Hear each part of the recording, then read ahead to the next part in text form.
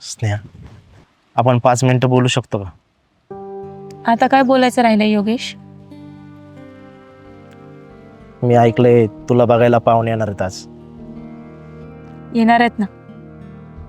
आणि लग्न पण होईल आता माझं. येशील लग्नाला?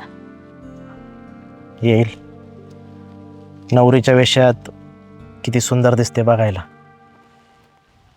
तुला काहीच वाटत नाही का योगेश? त्या मुलाला आज मी पसंत पडले तर याच महिन्यात लग्न होईल माझं.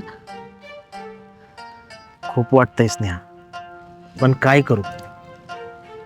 जी गोष्ट होणारच नाही त्याची खोटी आशा बाळगून स्वतःला का फसवू मी?